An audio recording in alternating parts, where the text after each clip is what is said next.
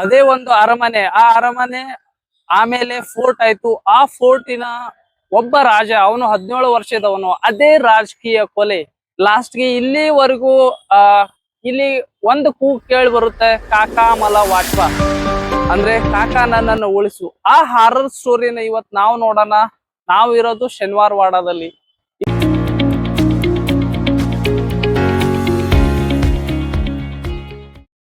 ನಮಸ್ಕಾರ ಕರ್ನಾಟಕ, ನಾನು ನಿಮ್ಮ ಅಮೋಘ್. ನನ್ನ ಚಾನಲ್ ಬಂದ್ಬಿಟ್ಟು ದ ಟ್ರಾವೆಲರ್. ಸೊ ಇವತ್ ನಾನು ಇರೋದು ಎಲ್ಲಿ ಗೊತ್ತಾ? ಇದು ಇರೋದು ಶನಿವಾರ ವಾಡ ಫೋರ್ಟ್ ಅಂತ. ಶನಿವಾರ ವಾಡ ಅಂತ ಯಾಕೆ ಅಂತಾರೆ ಅಂದ್ರೆ, ಇದು ಶನಿವಾರ ದಿವಸ ಇದನ್ನ ಅಡಿಪಾಯ ಹಾಕಿದ್ರು. ಮೊದಲನೇ ಬಾಜಿರಾವ್ ಪೇಶ್ವರಾದ ಅವರು ಈ ಅರಮನೆಯನ್ನ ತಮ್ಮ ಕಾಲದಲ್ಲಿ ಅಂದ್ರೆ 1730ರಲ್ಲಿ ಇದನ್ನ ಕಟ್ಟಕ್ಕೆ ಸ್ಟಾರ್ಟ್ ಮಾಡ್ತಾರೆ. ಸೊ ಅದು ಶನಿವಾರ ದಿನ ಇದಕ್ಕೆ ಪೂಜೆ ಮಾಡ್ತಾರೆ, ಅಂದ್ರೆ ಕಟ್ಟಕ್ ಸ್ಟಾರ್ಟ್ ಮಾಡೋದು ಅಂತ.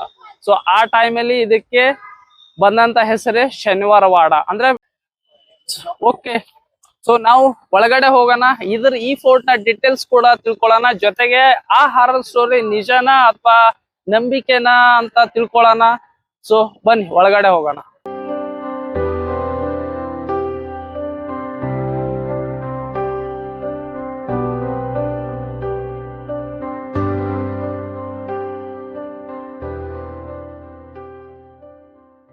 ಜೊತೆಗೆ ಇಲ್ಲಿ ನೋಡಕ್ ಸಿಗುತ್ತೆ ನಿಮಗೆ ಏನಿದೆ, ಇದು ಚೂಪಾದ ಮೊಳೆಗಳು. ಇದು 74 ಇದೆ, 2 ಡೋರ್ಗೆ ಇಟ್ಕೊಂಡ್ರೆ. ಸೊ ಇದನ್ನ ಯಾಕೆ ಪ್ರೊವೈಡ್ ಮಾಡ್ತಿದ್ರು ಅಂದ್ರೆ, ಮೊದಲಿನ ಜನರು ಆನೆಗಳ ತಂದು ಈ ಡೋರ್ ಅನ್ನ ಮುರಿಯಕ್ಕೆ ನೋಡ್ತಿದ್ರು. ಸೊ ಅದಕ್ಕೋಸ್ಕರ ಈ ಮೊಳೆಗಳನ್ನ ಪ್ರೊವೈಡ್ ಮಾಡಿರ್ತಾರೆ, ಅಂದ್ರೆ ಆ ಲೆವೆಲ್ಗೆ ಆ ಆನೆ ಹೈಟ್ ಬರೋ ಹಾಗೆ. ಒಟ್ಟಿಗೆ ಟೋಟಲ್ ಆಗಿ 74 ಇರೋದು. ಮರಾಠರ ಭವ್ಯವಾದ ಅರಮನೆ ಇದಾಗಿತ್ತು ಮೊದಲಿಗೆ. ಸೊ ಬರ್ಬರ್ತಾ ಇದು ಏನಾಯ್ತು ಅಂದ್ರೆ ಫೋರ್ಟ್ ಆಯ್ತು. ಅಂದ್ರೆ ಜೊತೆಗೆ ನಿನಗೆ ಇಲ್ಲಿ ರಾಜಕೀಯ ಕುತಂತ್ರಗಳು ಜೊತೆಗೆ ಹಾಗೆ ಯುದ್ಧ ಏನಾದ್ರೂ ಆಗ್ತಿದ್ರೆ ಅದ್ರ ಬಗ್ಗೆ ಡಿಸ್ಕಷನ್ ಕೂಡ ಇಲ್ಲಿ ಆಗ್ತಿತ್ತು. ಇದೇನಿದೆ ಸೆಂಟರ್ ಪಾಯಿಂಟ್, ಹೇಗಿದೆ, ಚೆನ್ನಾಗಿದೆ ನೋಡಿ. ಜೆಟ್ ಸ್ಪ್ರೇ ಇದ್ರಲ್ಲಿ. ಸೊ ಇದು ಲೇಸರ್ ಲೈಟ್ ಶೋ ಇದೆ ನೈಟ್ ಕೂಡ. ಈಗೆಲ್ಲ ಇಲ್ಲ, ಸೊ ಇವಾಗೆಲ್ಲ ಬಂದ್ ಮಾಡಿದ್ದಾರೆ. ಮೊದಲೆಲ್ಲ ಇದು ಓಪನ್ ಇತ್ತು, ಜೊತೆಗೆ ಎಲ್ಲಾನು ಕೂಡ ಮಾಡ್ತಿದ್ರು. ಸೊ ಹೀಗಾಗಿ ಹೀಗಿದೆ ನೋಡಿ. ಬಾಜಿರಾವ್ ಏನ್ ಇದ್ರು, ಅವರ ಸಂತತಿ ಮುಗಿದ ತಕ್ಷಣ ಅವರ ಮೊಮ್ಮಕ್ಕಳಾದ 3 ಜನ ಇರ್ತಾರೆ. ಸೊ ಅವರಲ್ಲಿ ಫಸ್ಟ್ ಇರೋರು ಮಾಧವರಾವ್ ಅನ್ನೋರು. ಆಮೇಲೆ ಇನ್ನೊಬ್ರು ಇಂಡಿಯಾ ಯುದ್ಧದಲ್ಲಿ ಒಬ್ರು ತೀರ್ಕೊಂತಾರೆ. ಸೊ ಅದು ಆದ ತಕ್ಷಣ ಇನ್ನೊಬ್ರಿಗೆ ರೋಗ ಬಂದು ಸೊ ಅವರು ಕೂಡ ತೀರ್ಕೊಂತಾರೆ. ಲಾಸ್ಟಿಗೆ ಉಳಿದವ್ರೆ ನಾರಾಯಣ್ ರಾವ್ ಅನ್ನೋರು. ಸೊ 17 ವರ್ಷ ಇರ್ತಾರೆ. ಆ 17 ವರ್ಷದಲ್ಲಿ ಈ ಫೋರ್ಟಿಗೆ ಅವರನ್ನ ಪಟ್ಟ ಕಟ್ತಾರೆ. ಸೊ ಅದು ಆದ ನಂತರ ರಘುರಾಮ್ ಅವರಿಗೆ ತುಂಬಾ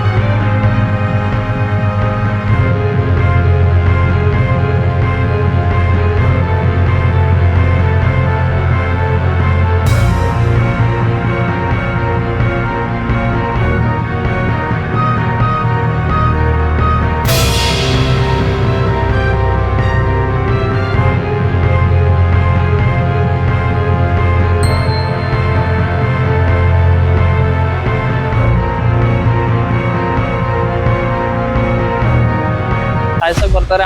ಕ್ರಿಸ್ತ ಹೊರಗಡೆ ಬರ್ತಾರೆ. ಏನಂತ? ಕಾಕಾ ಮಲ ವಾಚ್ವಾ, ಕಾಕಾ ಮಲ ವಾಚ್ವಾ. ಕಾಕಾ ಮಲ ವಾಚ್ವಾ ಅಂದ್ರೆ ಕಾಕಾ ನನ್ನನ್ನು ಉಳಿಸು ಅಂತ. ಸೊ ಏನ್ ಅವ್ರ ಕಾಕಾ ಇದ್ರು, ಅವರೇ ಸಾಯಿಸಕ್ ಕೊಟ್ಟಾಗ ಅವ್ರೇನು ಉಳಿಸ್ಲಿಲ್ಲ. ಅವರನ್ನ ಸಣ್ಣ ಸಣ್ಣ ತುಂಡುಗಳನ್ನಾಗಿ ಕತ್ತರಿಸಿ ಕೊನೆಗೆ ಅವರನ್ನ ನದಿಯಲ್ಲಿ ಮುಳುಗಿಸ್ತಾರೆ. 1828ರಲ್ಲಿ ಈ ಇದೇನೆ ನೀವೇನ್ ನೋಡಕ್ಕೆ ಸಿಗುತ್ತಲ್ಲ, ಇದು 2 ಫ್ಲೋರ್ ಮಾತ್ರ ಇದೆ. ಆ ಟೈಮಲ್ಲಿ 7 ಫ್ಲೋರ್ ಇತ್ತು. 7 ಫ್ಲೋರ್ ಅಂದ್ರೆ ಕೆಳಗಡೆದು ಮಾತ್ರ ಕಲ್ಲಿನಿಂದ ಮಾಡಲಾಗಿತ್ತು, ಮೇಲ್ಗಡೆ ಏನಿತ್ತು ಅದು ಟೀಕ್ ವುಡ್ ಇಂದ ಮಾಡಲಾಗಿತ್ತು. ಸುಮಾರು 7 ಫ್ಲೋರ್ ಇರೋದು ಕಂಟಿನ್ಯೂ ಆಗಿ ಹತ್ತಿ ಉರಿಯುತ್ತೆ. ಸೊ ಹೇಗೆ ಹತ್ತಿ ಉರಿಯುತ್ತೆ ಅನ್ನೋದೇ ಒಂದು ಮಿಸ್ಟ್ರಿ ಕೂಡ. ಇಲ್ಲಿ ಇನ್ನೊಂದು ಏನ್ ವಿಶೇಷ ಅಂದ್ರೆ, ಅವ್ರು 17 ವರ್ಷದ ನಾರಾಯಣ ರಾವ್ ಇದ್ರು, ಅವ್ರ ಆತ್ಮ ಇಲ್ಲಿವರೆಗೂ ಇಲ್ಲಿ ಅಡ್ಡಾಡುತ್ತೆ ಅಂತ ಹೇಳ್ತಾರೆ. ರಾತ್ರಿ ಅಂದ್ರೆ 5:30 ಮೇಲೆ ಇಲ್ಲಿ ಯಾರಿಗೂ ಅಲೌಡ್ ಮಾಡಲ್ಲ, ಯಾಕಂದ್ರೆ ಹೇಳ್ತಾರೆ. ಸೊ ಇನ್ನೂ ಆದ್ರೂ ಆ ಕಾಕನ ನಾನು ಉಳಿಸು ಅನ್ನೋ ಕೂಗು ರಾತ್ರಿ ಬಂದ್ರೆ ಇಲ್ಲಿ ಕೇಳುತ್ತಂತ. ಸೊ ಇವನ್ ಇದು ಇರೋದು ಆರ್ಕಿಯಾಲಜಿಕಲ್ ಸರ್ವೆ ಆಫ್ ಇಂಡಿಯಾದವರ ಒಡೆತನದಲ್ಲಿ. ಅವ್ರು ಕೂಡ ಇಲ್ಲಿ ಪರ್ಮಿಷನ್ ಕೊಡಲ್ಲ. ರಾತ್ರಿ ಒಂದು 6 ಗಂಟೆ ಹಂಗೆ ಇಲ್ಲಿ ಸದ್ಯಕ್ಕೆ ಒಳಗಡೆ ಆಗ್ಲಿ ಪರ್ಮಿಷನ್ ಇಲ್ಲಿ ಕೊಡಲ್ಲ, ಬರಕ್ಕೆ ಆಗ್ಲಿ. ಸೊ ಅದಕ್ಕೆ ಒಂದು ಹಾರರ್ ಸ್ಟೋರಿ ಅಂತ ಹೇಳ್ಬೋದಾ, ಅಥವಾ ಈ ನಡೆದ ನೈಜ ಜೀವನ ಕತೆ. ಬಟ್ ಅವರ ಆತ್ಮ ಇಲ್ಲಿವರೆಗೂ ಇದೆ. ಎಷ್ಟೋ ಜನ ಹೇಳ್ತಾರೆ, ಬರೀ ನಂಬಿಕೆ, ಬಟ್ ಯಾವುದೇ ಅದಕ್ಕೆ ಪುರಾವೆಗಳಿಲ್ಲ. ಈ ಶನಿವಾರ ವಾಡಗೆ ಮೇನ್ಲಿ 5 ಡೋರ್ಗಳಿದೆ. ಅದೇ ಮೇನ್ ಇರೋದು ಡೆಲ್ಲಿ ದರ್ವಾಜ ಅಂತ. ಅಂದ್ರೆ ಇದು ಉತ್ತರಕ್ಕಿರುವ, ಈ ಟೋಟಲ್ 23 ಫೋರ್ಟ್ಗಳಲ್ಲಿ ಉತ್ತರಕ್ಕಿರುವ ಫೋರ್ಟ್ ಅಂದ್ರೆ ಉತ್ತರ ಬಾಗಿಲು ಇರುವುದಂದ್ರೆ ಇದು ಒಂದೇ. ಯಾಕಂದ್ರೆ ಪೇಶ್ವೆ ಅವರು ನಾನು ಡೆಲ್ಲಿವರೆಗೂ ಗೆಲ್ತೀನಿ ಅಂತ, ಅದು ಮೇನ್ ಇದು ಮೇನ್ ಡೋರ್ ಇದೆಯಲ್ಲ, ಅದು ಡೆಲ್ಲಿ ಇದೆ. ಜೊತೆಗೆ ಮಸ್ತಾನಿ ದರ್ವಾಜ ಮತ್ತು ಗಣೇಶ್ ದರ್ವಾಜ, ಇನ್ನೊಂದು ಕಿಟಕಿ ದರ್ವಾಜ, ಆಮೇಲೆ ನಾರಾಯಣ್ ರಾವ್ ದರ್ವಾಜ. ಹೀಗೆ 5 ದರ್ವಾಜ ಇದೆ. ಈ ಟೋಟಲ್ 625 ಎಕರೆಯಲ್ಲಿ ಫೋರ್ಟ್ ಅಂದ್ರೆ ಮೊದಲ ಅರಮನೆ ಆಗಿತ್ತು. ಈ ಭವ್ಯವಾದ ಅರಮನೆ 7 ಫ್ಲೋರ್ ಒಳಗೆ ಕಟ್ಟಿದರು. ಓಕೆ.